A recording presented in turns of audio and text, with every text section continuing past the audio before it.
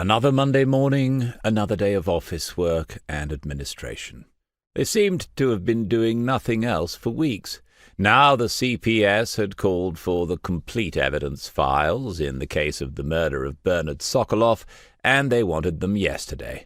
What was the hurry? Peter Vince and John Fisher had both been remanded in custody. Mark Williams had shown no signs of running for the hills of mid-Wales. Detective Constable Serena Butler glanced around to see where the DI was this morning. She still hadn't got used to him having a desk in the main office as well as one in his own room 3 doors further down.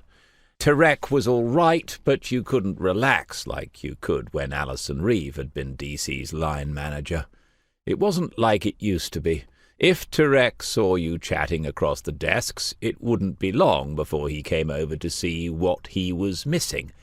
And there was talk of everything being reorganized, everything and everyone in the new year. Not for the first time she wondered whether they were waiting until DC had left the building. She'd been going to talk to Chris for something else to do, but now he was on the phone. Like herself, he was making plans, and she was curious as to how much progress he had made. Plenty, probably, with all his bits of paper and certificates. So she did a little more on the screen while she waited, giving the work only as much of her attention as was needed to do a meticulous job, because DC would go over the lot before it went any higher. Everything involving every mobile phone in the Sokoloff case had to be entered onto a database, and every time she did this, there seemed to be new columns that needed entries. As well as names, times, and durations, they now wanted GPS data, authorization codes, and the employee information of everyone contacted at the mobile operating company. Why? Next time, we'll need their birth certificate and sexual orientation.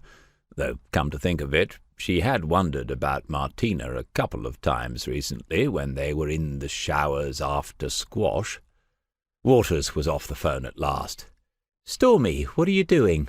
She was always trying to find a nickname that would stick and which would also annoy him, so far without success. He just answered her with his eyes still on the screen, as if what he was doing was interesting.